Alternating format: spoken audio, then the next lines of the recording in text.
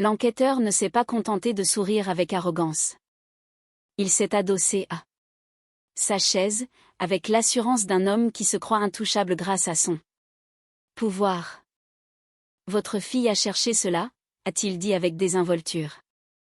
Elle s'est rasé le crâne par simple effet de mode. L'affaire est classée, et l'un des garçons est le fils du capitaine de l'équipe de rugby. À cet instant précis, j'ai ressenti quelque chose de plus froid que la colère, une sensation disciplinée, forgée par des années d'entraînement. Mon nom est Evan Carlisle. J'ai 52 ans, je suis un ancien commandant des forces spéciales françaises.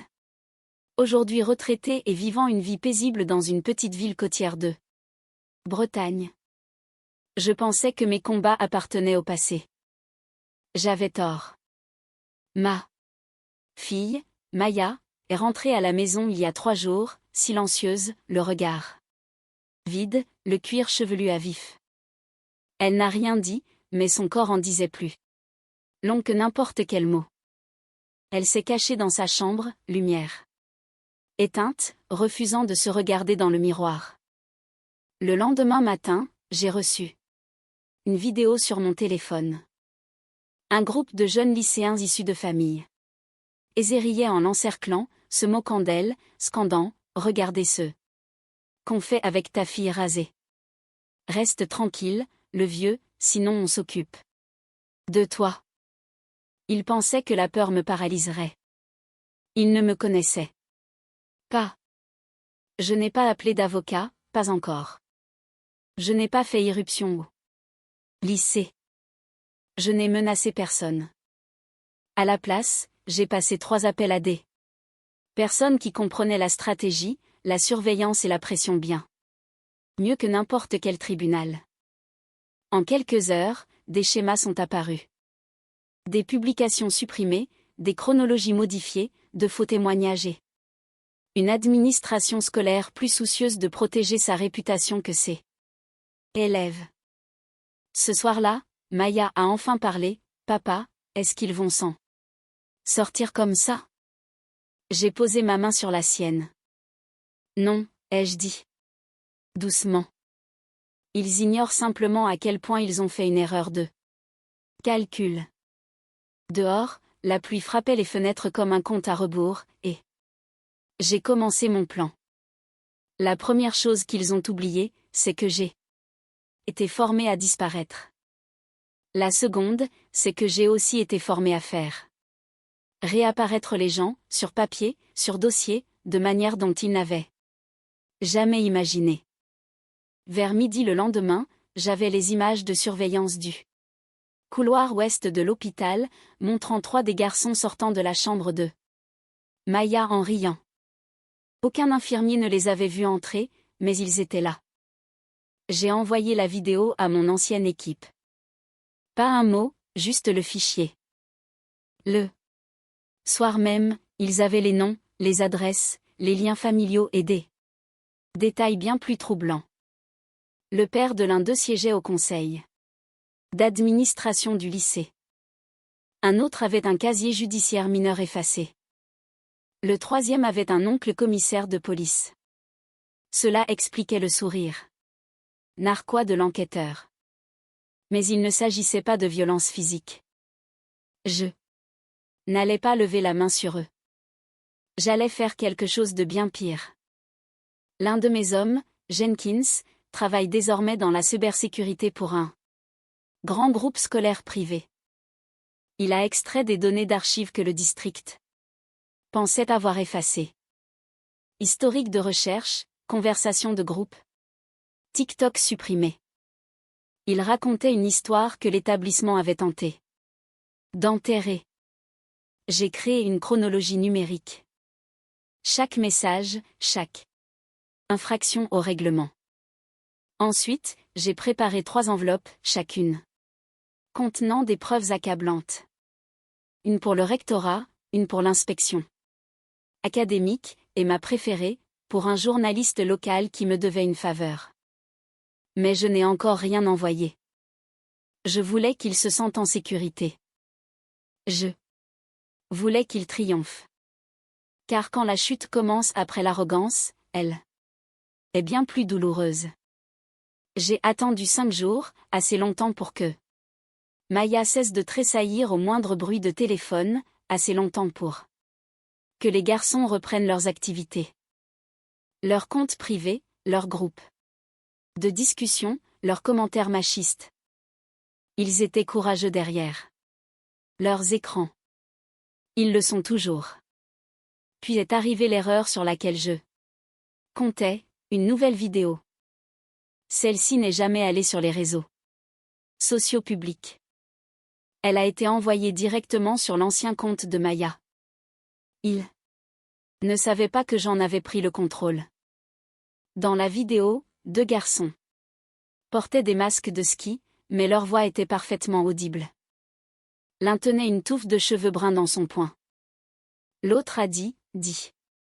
À ton papa de reculer, sinon cette fois, on fera bien plus que la raser. On rit, pas moi. J'ai mis la vidéo dans une nouvelle enveloppe, marquée menace sur mineur et entrave à la justice, urgent. Je l'ai envoyé directement à un officier de liaison de l'armée de terre qui travaille sur le transfert de renseignements civils. Non pas parce que j'avais besoin de forces de l'ordre, mais parce que je voulais un traçage. Mon équipe surveillait déjà leurs appareils. Légalement via une autorisation de contrôle parental que les parents signent. Sans lire.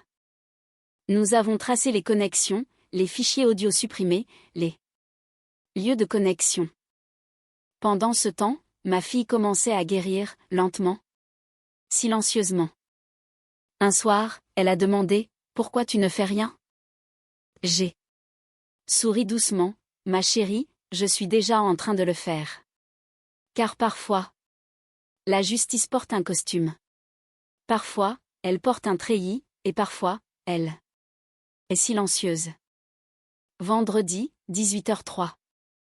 Le conseil d'administration du lycée devait commencer dans 7 minutes. J'avais soumis ma demande de parole 2 jours plus tôt. Mais ce qui n'était pas habituel, c'était l'enveloppe scellée que j'avais jointe. À l'intérieur, les images de l'hôpital, le carnet que Maya avait caché. Après le premier incident, la vidéo des garçons masqués, le témoignage écrit de l'infirmière Becca, qui avait entendu le groupe plaisanter sur la tonte de la jeune fille de la chambre 312. Et une dernière page, une photo du crâne rasé de ma fille prise au lendemain du drame, sa main couvrant encore la moitié de son visage. Mes 3 minutes à la tribune furent précises. Je n'ai pas élevé la voix. Je n'ai pas cité de nom directement. J'ai simplement exposé les faits. Puis j'ai fait glisser l'enveloppe scellée sur la table vers le proviseur. J'ai également mis en copie le rectorat, 3 journalistes et un enquêteur. Spécialisé dans la protection des mineurs, ai-je dit. C'est votre chance de prendre les devants, ou d'être englouti par cette affaire. À 2 sièges de là, j'ai vu l'entraîneur de rugby, le père du capitaine, pâlir. La réunion s'est terminée dans un murmure, avec des sorties précipitées, mais quelqu'un avait enregistré mon discours et l'avait posté en ligne. En 12 heures, il comptait plus de 40 000 vues. Des hashtags ont commencé à émerger. Les anciens élèves ont commencé à commenter. Les sponsors ont commencé à appeler. Et le district est devenu très, très silencieux, exactement ce que je voulais. Lundi matin, 2 des garçons avaient été retirés des cours. Le 3e, le fils du capitaine, était toujours là, son père tentant de gérer les dégâts d'image. Pendant que l'administration temporisait. Mais le silence était brisé. Un podcast local a repris l'histoire. Puis un compte national contre le harcèlement a repartagé le clip. En quelques heures, les anciens élèves ont inondé la boîte mail du lycée. Les donateurs ont suspendu leur financement. Un sponsor majeur a annoncé une révision temporaire de son partenariat. Je n'avais pas parlé à la presse. Je n'en avais pas besoin. Le nom de Maya n'a été mentionné nulle part. Publiquement. J'y ai veillé. Mais tout le monde savait qui était la jeune fille. Rasée. Le district a essayé de proposer une médiation, une lettre soigneusement rédigée demandant une réunion de justice restaurative. Je n'ai même pas répondu. Mon avocat l'a fait, avec un dossier détaillé de chaque règle que le lycée avait violée et un projet de poursuite civile déjà validé par le conseil d'éducation. Pendant ce temps, j'ai transmis la chronologie numérique à un ancien collègue travaillant à l'inspection générale. Non seulement au sujet des enfants, mais de leurs parents. L'un détournait des contrats du district vers sa propre entreprise. Un autre avait tenté d'interférer avec un rapport de police l'année précédente. Il ne s'agissait plus seulement de Maya. C'était un système qui protégeait les fils de puissants et écrasait tous les autres. Et maintenant, ce système se fissurait de l'intérieur. Les vraies retombées n'avaient même pas encore commencé. Je gardais une carte que personne n'avait vue. Mais quand je l'abattrais, aucun d'entre eux ne pourrait plus se cacher derrière le prestige de l'école. Il y a 2 ans, le lycée a installé un nouveau système de caméras haute définition avec sauvegarde sur le cloud. Quelques mois plus tard, ils l'ont discrètement remplacé par un modèle inférieur. Raison budgétaire ? Disait-il. Les anciennes images étaient censées avoir été effacées. Mais mon équipe avait un contact chez le prestataire. Il s'avère que les images avaient seulement été archivées, pas supprimées. Ce que nous avons récupéré m'a choqué. Même moi. Un clip montrait 2 garçons traînant une jeune fille vers le couloir vide des vestiaires. Le sweat à capuche de Maya était visible, son visage flou par le mouvement, mais reconnaissable pour un père.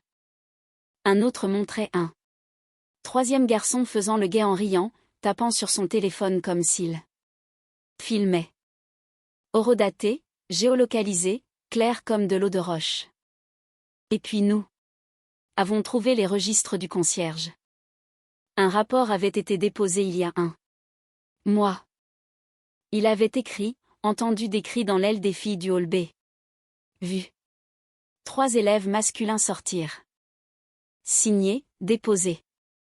Le rapport n'avait jamais été enregistré dans les dossiers officiels. Enterré. C'était ma dernière carte.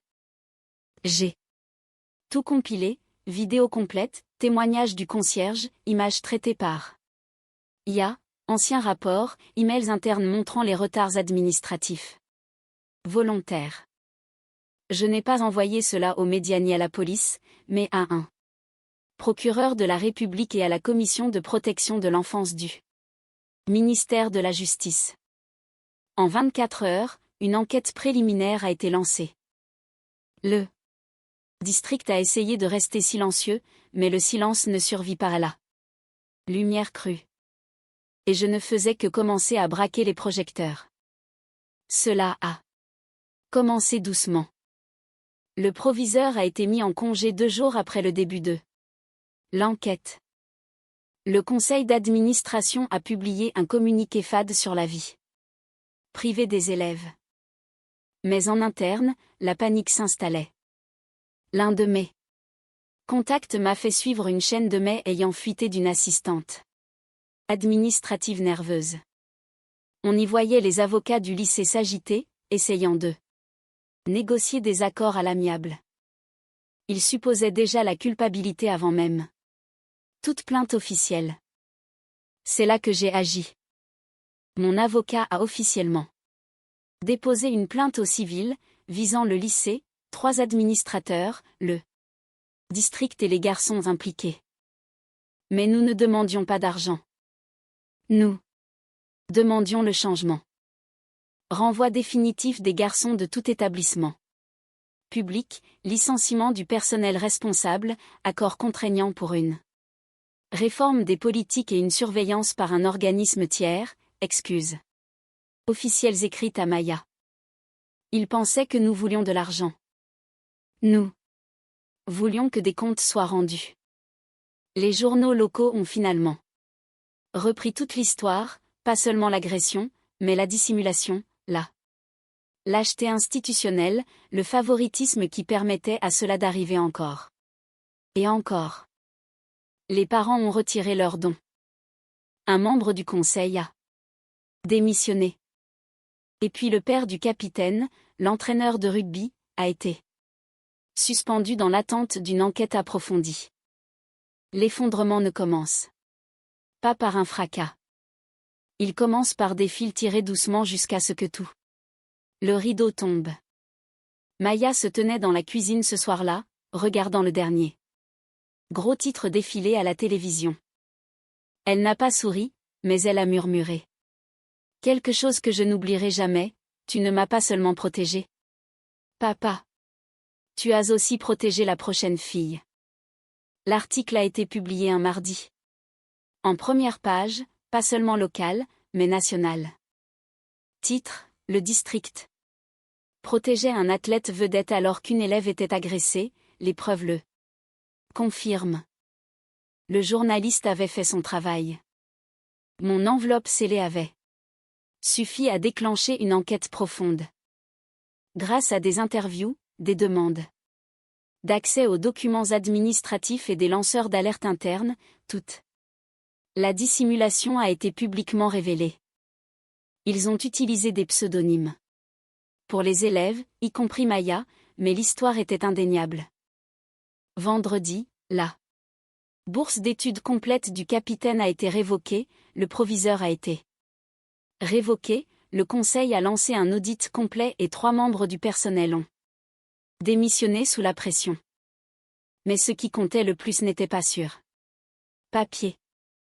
Maya est descendue ce matin-là en jean et sweat à capuche, les cheveux toujours courts, sans chapeau, sans écharpe. Elle m'a regardé droit dans les yeux et a demandé, on peut aller prendre le petit déjeuner? Elle n'avait pas quitté la maison sans se couvrir la tête depuis des semaines. J'ai juste hoché la tête. Où tu veux. Nous nous sommes assis dans un petit café calme.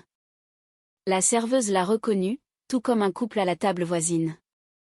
Personne n'a dit un mot, mais ils ont souri, avec respect, pas avec pitié. Plus tard dans la soirée, je suis sortie sur la terrasse, mon café à la main. L'air était calme, le tumulte avait cessé, et je me suis souvenu de ce que Monsieur Langlais, le vieil homme de l'hôpital, avait murmuré avant de nous quitter, il y a plus d'une façon de gagner une guerre, mon fils. Parfois, c'est en s'assurant que votre fille n'est plus jamais à la combattre. Je ne les ai pas détruits. Je les ai simplement exposés, et cela a suffi.